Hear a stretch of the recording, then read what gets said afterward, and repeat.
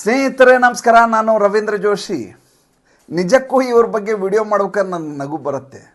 ಒಂದು ಮಾತಿದೆ, ಅದೇನಪ್ಪ ಅಂದರೆ ಮೂರ್ಖರು ಯಾವತ್ತೂ ಬಾಯಿ ತೆಗಿಬಾರ್ದಂತೆ. ಅವ್ರು ಬಾಯಿ ತೆಗೆದುಬಿಟ್ರೆ ಬಣ್ಣಗೇಡು, ಅವ್ರ ಹಣೆ ಬರ ಏನು ಅಂತ ಗೊತ್ತಾಗ್ಬಿಡುತ್ತೆ. ಆದ್ರೆ ಬಾಯಿ ತೆಗಿಬಾರ್ದು ಅಂತ ಅವ್ರಿಗೆ ಗೊತ್ತಿರೋದಿಲ್ಲ. ಇವ್ರು ಬಾಯಿ ತೆಗೆಯೋದ್ರಿಂದ ಅವ್ರಿಗೆ ಮಾತ್ರ ಸಮಸ್ಯೆ ಅಲ್ಲ, ದೇಶಕ್ಕೆ ಸಮಸ್ಯೆ ಆದರೆ ಏನು ಮಾಡಬೇಕು, ಅದು ಈಗಿರುವಂಥ ದೊಡ್ಡದಂಥ ಜ್ವಲಂತವಾದಂಥ ಪ್ರಶ್ನೆ ಈ ಭಾರತ ದೇಶದಲ್ಲಿ. ಒಬ್ಬರ ಹೆಸರು ಸತ್ಯನಾರಾಯಣ ಗಂಗಾರಾಮ್ ಪಿತ್ರೋಡ ಅಂತೇಳಿ. ನಾನು ಅವ್ರನ್ನ ಪತ್ರೊಡೆ ಅಂತ ಕರಿತಾ ಇದ್ದೆ.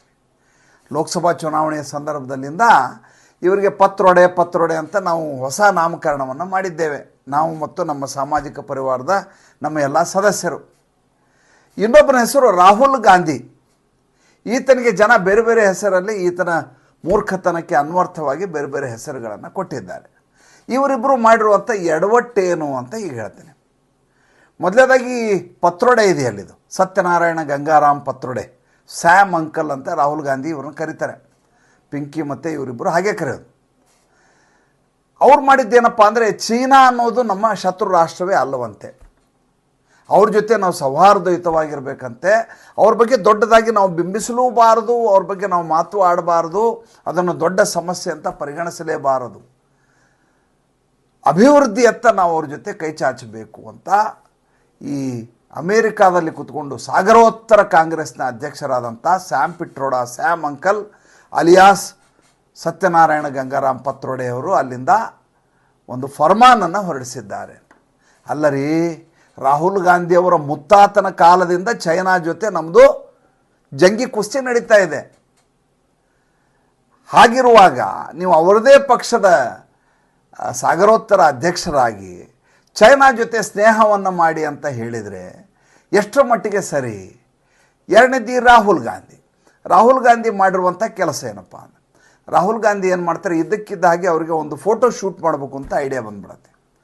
ಫೋಟೋ ಶೂಟ್ ಮಾಡಬೇಕು ಅಂತ ಐಡಿಯಾ ಬಂದ್ಕೊ, ಯಾವುದಾದ್ರೂ ಒಂದು ಸಬ್ಜೆಕ್ಟ್ ಕೊಡಿ ಅಂತ ಅವರ ಕಂಟೆಂಟ್ ರೈಟರ್ ಹತ್ರ ಹೇಳ್ತಾರೆ.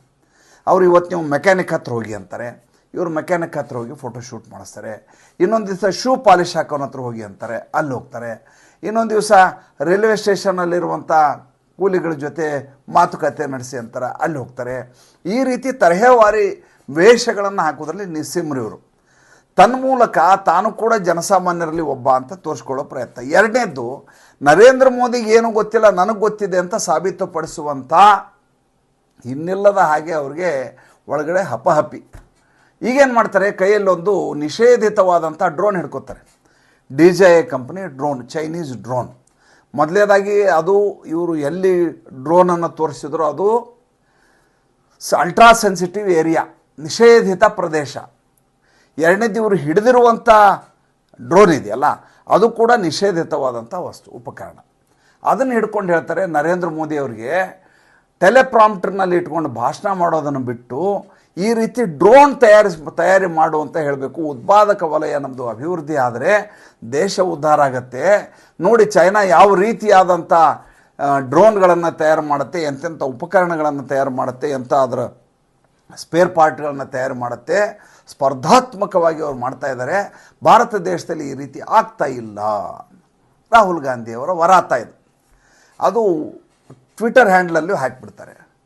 ಮಜಾ ಅಂದರೆ, ಭಾರತ ದೇಶದಲ್ಲಿ ಇವತ್ತು ಜಗತ್ತಿನ ಜೊತೆ ಸೆಣಸಾಟ ಆಡುವಷ್ಟು ಸ್ಪರ್ಧಾತ್ಮಕವಾಗಿ ನಾಗಾಲೋಟದಲ್ಲಿ ಈ ಡ್ರೋನ್ ಉತ್ಪಾದನೆ ನಡೀತಾ ಇದೆ. 400 ಕಂಪ್ನಿಗಳಿದ್ದಾವೆ. ಅದರಲ್ಲಿ ಸುಮಾರು 40 ಕಂಪ್ನಿಗಳು ಸ್ಪೇರ್ಗಳನ್ನೇ ತಯಾರು ಮಾಡುವಂಥ ಕಂಪ್ನಿಗಳಿದ್ದಾವೆ. ಅವು ಎಕ್ಸ್ಪೋರ್ಟ್ ಕೂಡ ಮಾಡ್ತವೆ. ಒಂದು ಕಂಪ್ನಿ ಇದೆ, ಅದರ ಹೆಸರು, ಒಂದು ಫೆಡರೇಷನ್ ಇದೆ, ಏನಂತ, ಡ್ರೋನ್ ಫೆಡರೇಷನ್ ಆಫ್ ಇಂಡಿಯಾ ಅಂತ. ಅದಕ್ಕೊಬ್ಬರು ಅಧ್ಯಕ್ಷ ಇದ್ದಾರೆ, ಅವ್ರ ಹೆಸರು ಸ್ಮಿತ್ ಶಾ ಅಂತೇಳಿ. ಅವರು ಯಾವಾಗ ರಾಹುಲ್ ಗಾಂಧಿ ಇದನ್ನು ನೋಡ್ತಾರೆ, ನೋಡಿದ ತಕ್ಷಣ ಅವ್ರಿಗೆ ನಗು ಬಂದ್ಬಿಡುತ್ತೆ. ಯಾಕೆ ಈ ಮನುಷ್ಯ ಹೆಂಗೆ ಮಾಡ್ತಾರೆ? ಭಾರತ ದೇಶದಲ್ಲಿ ಉಳಿದ ಎಲ್ಲರಿಗಿಂತ ಅಡ್ವಾನ್ಸ್ ಟೆಕ್ನಾಲಜಿನಲ್ಲಿ AI ಅನ್ನು ಬಳಸ್ಕೊಂಡು, ಆರ್ಟಿಫಿಷಿಯಲ್ ಇಂಟೆಲಿಜೆನ್ಸ್ ಬಳಸ್ಕೊಂಡು ಡ್ರೋನ್ ತಯಾರಿಕೆ ಮತ್ತು ಅದರ ಸ್ಪೇರ್ ಪಾರ್ಟ್ ತಯಾರಿಯಲ್ಲಿ ಮುಂಚೂಣಿಯಲ್ಲಿದ್ದೀವಿ ನಾವು. ಅಂಥದ್ರಲ್ಲಿ ಡ್ರೋನ್ ತಯಾರಿಸಲ್ಲ ನೀವು ಅಂತ ಇವ್ರು ಹೇಳ್ತಾ ಇದ್ದಾರೆ. ಇದನ್ನು ನಾನು ಖಂಡಿಸ್ತೀನಿ ಅಂತ ಖಂಡಿಸ್ತಾರೆ. ಅಂದರೆ ರಾಹುಲ್ ಗಾಂಧಿಗೆ ಫೋಟೋ ಶೂಟ್ ಮಾಡಲಿಕ್ಕೆ ಯಾರು ಕಂಟೆಂಟ್ ರೈಟರ್ ಕಂಟೆಂಟ್ ಬರೆದು ಕೊಡ್ತಾರಲ್ಲ, ಅವರ ಜ್ಞಾನ ಕಡಿಮೆ ಇದ್ದಾಗ ರಾಹುಲ್ ಗಾಂಧಿ ಅದಕ್ಕೆ ಪ್ರತಿಫಲನವಾಗಿ ಅವರೇನು ಹೇಳ್ತಾರೆ ಅದನ್ನೇ ಕಂಠಪಾಠ ಒಪ್ಪಿಸಬೇಕೇ ವಿನ ಇವರು ಈ ದೇಶದ ಸ್ಥಿತಿ ಹೇಗಿದೆ ಅಂತ ಅರ್ಥ ಮಾಡ್ಕೊಳ್ಳೋದ್ರಲ್ಲಿ ವಿಫಲರಾಗ್ತಾರೆ. ಇನ್ನು ಇವರ ಅಂಕಲ್ ಕತೆಗೆ ಬನ್ನಿ.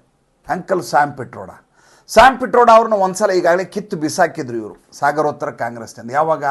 ಚುನಾವಣೆಯ ಸಂದರ್ಭದಲ್ಲಿ. ಆವಾಗಲೂ ಇಂಥದ್ದೇ ಎಡವಟ್ಟು ಮಾಡಿದಂಥ ಮನುಷ್ಯ. ಏನಂತ? ಭಾರತ ದೇಶದಲ್ಲಿ ತೆರಿಗೆಯನ್ನು ಹೇಗೆ ಹೇರಬೇಕು ಅಂತಂದರೆ ಅವರ ಅರ್ಧ ಆಸ್ತಿಯನ್ನು ಉತ್ತರಾಧಿಕಾರ ಆಸ್ತಿ ಅಂತ ಕೊಟ್ಟು ಬಿಡಬೇಕು ಅಂತ ಈ ಸ್ಯಾಮ್ ಪಿಟ್ರೋಡ ಹೇಳ್ದ. ನಂದು ಏನು ಆಸ್ತಿ ಇದೆ, ನನ್ನ ಆಸ್ತಿ ಅರ್ಧ ಭಾಗವನ್ನು ಕೊಟ್ಬಿಡ್ಬೇಕಂತೆ ದೇಶಕ್ಕೆ. ಆ ರೀತಿಯಾದ ಹೇಳಿಕೆ ಕೊಟ್ಟಿದ್ದ. ಅಷ್ಟೇ ಅಲ್ಲ, ಇನ್ನೊಂದು ಹೇಳಿಕೆಯನ್ನು ಕೊಟ್ಟಿದ್ರು ಈ ಮನುಷ್ಯ. ಏನಂತ? ಭಾರತ ದೇಶದಲ್ಲಿ ದಕ್ಷಿಣ ಭಾರತೀಯರು ಏನಿದ್ದೀರಿ ಅವರೆಲ್ಲ ಆಫ್ರಿಕನ್ನರ ಥರ ಕಾಣಿಸ್ತೀರಿ, ಉತ್ತರ ಭಾರತೀಯರು ಏನಿದ್ದೀರಿ ಇವರು ಅರೇಬಿಯನ್ನರ ಥರ ಕಾಣಿಸ್ತೀರಿ ಅಂತ ಭಾರತೀಯರ ವರ್ಣದ ಬಗ್ಗೆ ಈತ ಇನ್ನಿಲ್ಲದಾಗಿ ಹುಚ್ಚುಚ್ಚಾರ ಮಾತಾಡಿದ್ದ. ಇದಕ್ಕೆ ಉಪದ್ವ್ಯಾಪ ಅಂತ ನಮ್ಮಲ್ಲಿ ಹೇಳ್ತಾರೆ. ಅಂದರೆ ನೀವು ನರೇಂದ್ರ ಮೋದಿ ಅವರನ್ನ ವಾಚಾಮಗೋಚರವಾಗಿ ನಿಂದಿಸ್ತಾ ಈ ದೇಶದ ಒಟ್ಟು ವ್ಯವಸ್ಥೆಯನ್ನು ಕಲುಕುವ ಹಾಗೆ, ಕಲುಷಿತಗೊಳಿಸುವ ಹಾಗೆ ಪ್ರಯತ್ನವನ್ನು ಮಾಡುತ್ತಾ ಬರೋದು ಬೇರೆ ಬೇರೆ ರೀತಿಯಲ್ಲಿ. ಒಂದು ಸಲ ಈ ದೇಶದ ಜನರ ಬಗ್ಗೆ ಮಾತಾಡೋದು, ಒಂದು ಸಲ ಈ ದೇಶದ ಉತ್ಪಾದಕ ವಲಯದ ಬಗ್ಗೆ ಮಾತಾಡೋದು, ಇನ್ನೊಂದು ಸಲ ಈ ದೇಶದ ಸೈನಿಕರ ಬಗ್ಗೆ ಮಾತಾಡೋದು. ನೋಡಿ ಮಜಾ ನೋಡಿ. ಈಗ ಸ್ಯಾಮ್ ಪಿಟ್ರೋಡ ಹೇಳ್ತಾರೆ ಚೈನಾಗೂ ನಮಗೂ ಯಾವ ದ್ವೇಷ ಇಲ್ಲ ಭಾರತಕ್ಕೂ ಅಂತ ಅವ್ರು ಹೇಳ್ತಾರೆ. ಆದರೆ ಇವರ ಶಿಷ್ಯ ರಾಹುಲ್ ಗಾಂಧಿ ಹೇಳ್ತಾರೆ ಭಾರತೀಯ ಸೈನಿಕರನ್ನು ಚೈನಾ ಸೈನಿಕರು ಸದೆ ಬಡಿದಿದ್ದಾರೆ, ನರೇಂದ್ರ ಮೋದಿ ಏನು ಮಾಡಿದರು ಅಂತ ಕೇಳ್ತಾರೆ. ಗಲ್ವಾನ್ ವ್ಯಾಲಿಯಲ್ಲಿ ಚೈನಾ ಸೈನಿಕರು ಬಂದು ಇನ್ನಿಲ್ಲದ ಹಾಗೆ ಭಾರತೀಯ ಸೈನಿಕರ ಮೇಲೆ ದಾಳಿಯನ್ನು ಮಾಡಿದ್ದಾರೆ. ಏನು ಮಾಡ್ತಾ ಇದೆ ಭಾರತ ಸರ್ಕಾರ ಅಂತ ಪ್ರಶ್ನೆಯನ್ನು ಕೇಳಿದರು. ಶತ್ರು ಸೈನಿಕರ ಅಲ್ಲದೆ ಹೋದರೆ ಭಾರತೀಯ ಸೈನಿಕರಿಗೆ ಅವ್ರು ಯಾಕೆ ಹೊಡೆದ್ರು ಅಂತ ಈಗ ಪತ್ರೋಡೆ ಅಂಕಲ್ಗೂ ಕೇಳಬೇಕು, ರಾಹುಲ್ ಗಾಂಧಿಗೂ ಕೇಳಬೇಕು. ಎರಡನೇದ್ದು, ಈ ರಾಹುಲ್ ಗಾಂಧಿ ಮತ್ತು ಸ್ಯಾಮ್ ಪಿಟ್ರೋಡ ಇದ್ದಾರಲ್ಲ, ಇವರಿಗೆ ನರೇಂದ್ರ ಮೋದಿ ಅವ್ರನ್ನ ಹೆಂಗಾರು ಮಾಡಿ ಕೆಳಗಿಳಿಸ್ಬೇಕು ಅಂತ ಭಯಂಕರ ಪ್ರಯತ್ನ ಮಾಡ್ತಾ ಇದ್ದಾರೆ. ಇವ್ರಿಗೆ ಈಗ ಅಮೇರಿಕಾದಿಂದ ಸಪೋರ್ಟ್ ಇಲ್ಲ.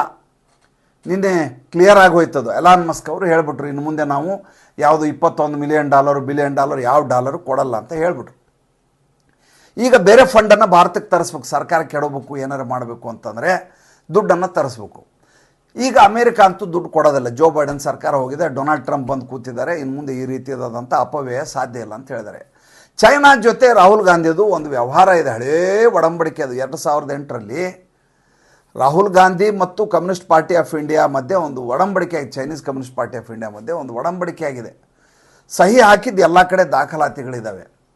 ದುಡ್ಡನ್ನು ಇವರು ಪಡಿತಾ ಇದ್ದಾರೆ, ಇವರು ರಾಜೀವ್ ಗಾಂಧಿ ಫೌಂಡೇಶನ್ಗೂ. ಯಾವುದಕ್ಕೆ ಪಡಿತಾ ಇದ್ದಾರೆ ಅಂತ ಅವ್ರು ಹೇಳ್ಬೇಕು. ರಾಹುಲ್ ಗಾಂಧಿ ಇಲ್ಲಿವರೆಗೂ ಇದ್ರ ಬಗ್ಗೆ ಸ್ಪಷ್ಟೀಕರಣವನ್ನೇ ಕೊಟ್ಟಿಲ್ಲ.